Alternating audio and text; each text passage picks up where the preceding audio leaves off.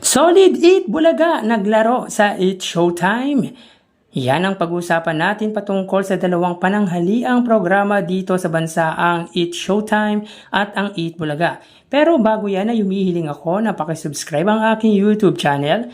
Pakilike and share na din po mga kaparokya para mas dumami pa po ang makapanood ng content natin. Maraming salamat po sa inyo mga kaparokya at maraming salamat din po sa mga Filipino working abroad na patuloy na sumusubaybay, patuloy na tumatangkilik ng munti po nating channel. Muli, thank you so much at sobrang na-appreciate ko po kayo mga kaparokya.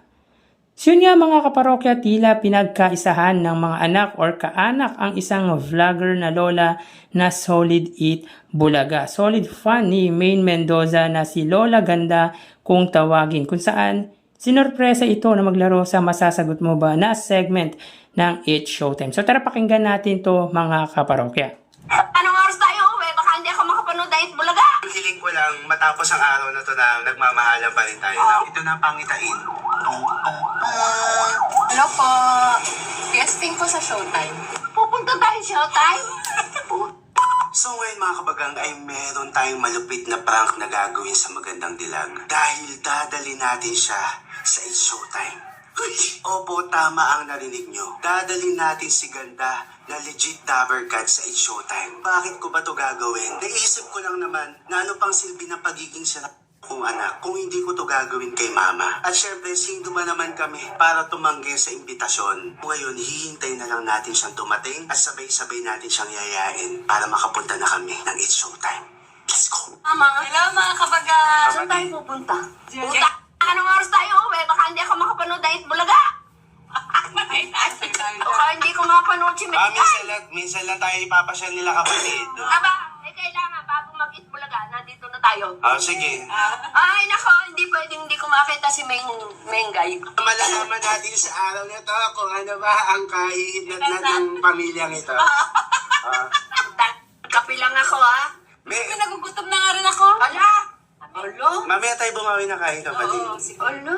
Sa hirap at ginawa, magkakasama tayo. Ay, alam mo yan. So, oo. kaya dapat hindi tayo matitinag ng kahit anumang pangyayari. Wala na tayong hirap, Diba? saya. Tsaka ang hiling ko lang, matapos ang araw na to na nagmamahalan pa rin tayo. Oo. Excited ka na ba sa banding natin nila kapatid? Oo, ewan ko kung saan pupunta, hindi nga alam nila oh. Alam nila yan, surprise lang nila. Surprise. Excited ka na. Oo, natin na. Para makauwi yung maaga. Kailangan maaga tayong umuwi at nanonood ako talaga ng 8 Bulaga. Buhay ko yan. May surprise kami sa'yo, Mami. Buhay ko yan. Hindi ma, tanong ko. Kahit hindi ako pakainin, basta umuwi tayong maaga, manunood ako 8 Bulaga. Hindi, pero anong tawag dito ma? Bakit ba naging buhay mo na yung Itbulaga? Ay, natural!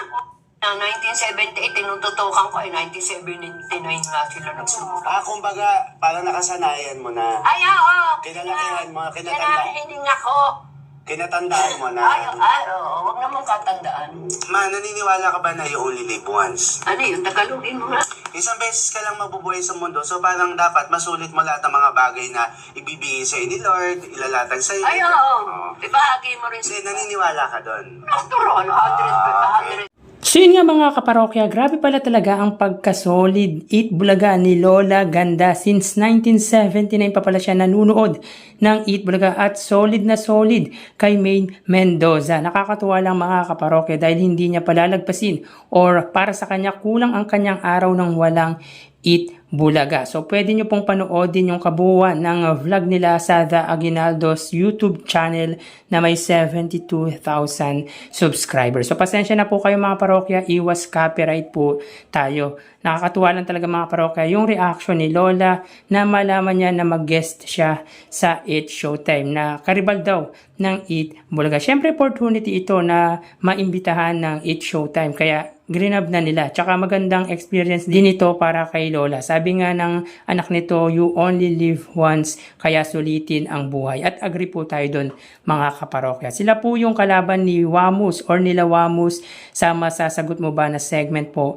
ng It's Showtime. At nakakatawa pa dito mga kaparokya ay napagkamalan pa nito si Jackie Gonzaga na si Kim Chu. Alatad halatadong di nanonood ng It's Showtime si Lola Ganda dahil hindi niya kilala si Jackie Gonzaga. Ang kulit ni Lola Ganda mga kaparokya, sa It's Showtime ang casual niya lang, kumbaga parang nasa vlog lang siya. Ano kaya ang pakiramdam nito na nasa It's Showtime siya kahit solid Eat Bulaga siya? Nakapag-guest na din ba ito sa Eat Bulaga mga kaparokya? Sa mga viewers natin dyan, pakisagot naman po kung nakapag-guest na ito sa Eat Bulaga. Si Lola Ganda parang di ipagpapalit ang Eat Bulaga, kumbaga no choice na siya dahil nandun na siya. Kaya siguro hindi pinaalam dahil baka hindi sumama. Siguro ganun din gagawin ko bilang isang anak na solid Eat Bulaga ang aking ina. Talagang isusurprise ko na lang para sumama. Ikaw mga parokya, okay lang din ba sa'yo manood or maging contestant ng It's Showtime kahit solid Eat Bulaga ka? Paki-comment naman po ang sagot nyo patungkol po dito. So hanggang dito na lang po tayo mga parokya. Magsiingat po tayo palagi. Thank you and God bless.